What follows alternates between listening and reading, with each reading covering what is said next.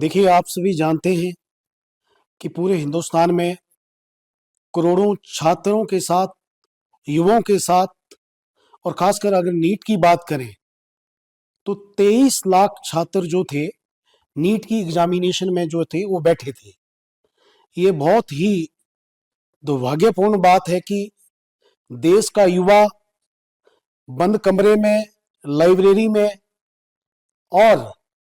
हर institution को join करके, coaching centre को ज्वाइन करके परीक्षा की तैयारियां कर रहा है और गरीब माँ बाप जो हैं कोचिंग का खर्चा भी उठा रहे हैं और तैयारी करने के बावजूद, दिन रात मेहनत करने के बावजूद जो एग्जामिनेशन हो रही है, बार बार वो पेपर जो है, पेपर की नीलामी हो रही है और भारतीय जनता पार्टी की जो कार्यप्रणाली है उसके अंडर जो 2017 में एनटीए, नेशनल टेस्टिंग एजेंसी बनाई गई। मैं तो ये कहूंगा कि ये एनटीए ना होकर के ये टोटली ही छात्रों के साथ अन्याय करने वाली नो एंट्री टेस्टिंग एजेंसी जो है भारतीय जनता पार्टी ने इसको बना दिया है। तो आपके माध्यम से मैं ये कहना चाहता हूं कि एक बार नहीं, पिछले 10 वर्षों में 89 पेपर लीक होते हैं और 48 पेपर द्वारा से रीटेस्टिंग करवाई जाती है उनकी। तो देश की सरकार के ऊपर और देश की सरकार की कार्यप्रणाली के ऊपर यह गंभीर आरोप मैं आपके समक्ष लगाता हूं कि भारतीय जनता पार्टी की जो सरकार है सभी इंस्टीट्यूशन को कैप्चर करना चाहती है और इंस्टीट्यूशन को कैप्चर करके वहां पर अपने लोगों को बिठाया रही है। और जहां तक नीट की बात है, करोड़ों युवाओं के साथ ये जो अन्याय हो रहा है, जो आने वाले समय में भविष्य था हिंदुस्तान का, उनके साथ जो अन्याय हो रहा है वो बिल्कुल सहन नहीं होगा। कांग्रेस पार्टी की तरफ से मैं बात करूं तो आज हमारे राष्ट्रीय अध्यक्ष युवा कांग्रेस और राष्ट्रीय अध्यक्ष एनएसयूआई पिछले कल जो है संसद का घेराव और जो एचआरडी मिनिस्ट्री के जो घर था उसका भी घेराव किया गया और आने वाले समय में ये बहुत बड़ा आंदोलन बन करके छात्रों और युवाओं के साथ हम खड़े होंगे। लेकिन मैं आपको ये कहना चाहता हूं कि छात्र वर्ग के साथ साथ, युवा वर्ग के साथ साथ जो भारतीय जनता पार्टी घिनौना अन्याय कर रही है, उनके साथ जो मजाक कर रही है, बार बार पेपर लीक हो रहे हैं, एक पेपर लीक नहीं हो रहा है, 89 पेपर लीक हुए पिछले 10 सालों में और 89 पेपर के साथ साथ 48 पेपर जो है उनका द्वारा से टेस्ट करवाया गया है। और ठीक इसी तरह से जो पूर्व में हिमाचल प्रदेश में भारतीय जनता पार्टी की जो सरकार थी, जयराम जी की सरकार थी, पुलिस पेपर लीक होता है, सबऑर्डिनेट बोर्ड जो हमीरपुर में था वो पेपर चोरी का अड्डा बना हुआ था। और आपके माध्यम से कहता हूं कि हमारी सरकार यहां पर बनी और पूरे ट्रांसपेरेंट तरीके से वहां पर द्वारा से जो है चयन आयोग को भंग करके हुए वहां पर जो बोर्ड का गठन किया गया है और पिछले 3 वर्षों में पूरी पारदर्शिता के साथ जो आम छात्र जो है बंद कमरे में, लाइब्रेरी में तैयारियां कर रहा है, उनके साथ अब न्याय हो रहा है। मैं ये कहना चाहता हूं निश्चित तौर पर कि पहले वो अपनी एकेडमिक पढ़ाई के लिए बच्चे जो है दिन रात मेहनत कर रहे हैं, उसके बाद जो कॉम्पिटिटिव एग्जाम है उसकी तैयारी करने के लिए चाहे कोचिंग सेंटर है, चाहे लाइब्रेरी ज्वाइन की हुई है, जगह जगह जा करके बच्चे जो है वो पीजी में और रेंट पर रूम ले करके जो तैयारियां कर रहे हैं। ये बड़ा दुर्भाग्यपूर्ण है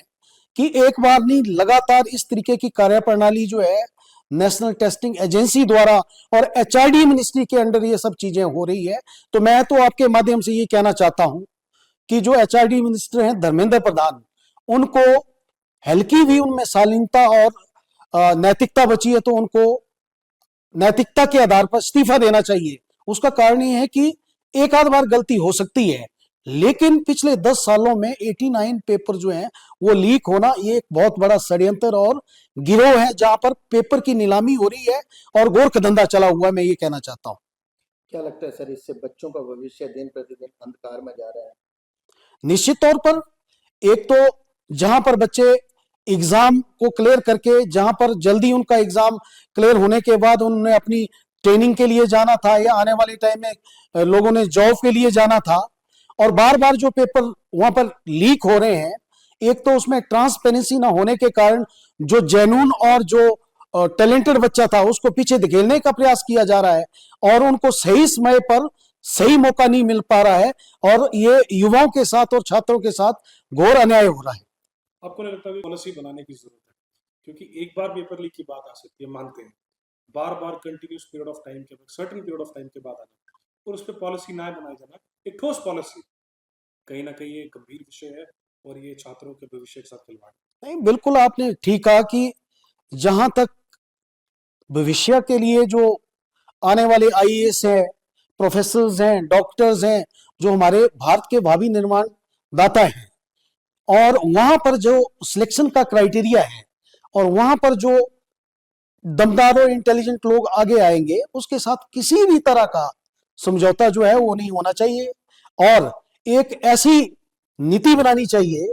कि इसके साथ अगर कोई संलिप्त पाया जाता है, उनके ऊपर कड़ी से कड़ी कार्रवाई हो करके उनको अंदर डालना चाहिए और भविष्य के साथ किसी भी प्रकार का जो सौदा है वो नहीं होना चाहिए। ये छात्रों के भविष्य की बात करूं, चाहे देश के भविष्य की बात करूं, जो पढ़ा लिखा टैलेंटेड युवा अपने दम पर आगे आ रहा है, उसको रोकने का प्रयास जो है केंद्र सरकार में ये कुछ एक लोग बैठे हुए हैं विशेष विचारधारा के, जो अपनी विचारधारा के लोगों को इसमें अंदर करना चाहते हैं और टैलेंट को पीछे करना चाहते हैं, इंस्टीट्यूशन को कैप्चर करना चाहते हैं। ये सब चीजें उन लोगों की वजह से हो रही है और कांग्रेस पार्टी का बड़ा क्लियर कट स्टैंड है। मैं आपको ये कहना चाहता हूं, आज हमारे फ्रंटल के दोनों अध्यक्षों ने, जो राष्ट्रीय स्तर पर हैं, युवा कांग्रेस के हमारे राष्ट्रीय अध्यक्ष उदयभान शिव जी और एनएसयूआई के राष्ट्रीय अध्यक्ष,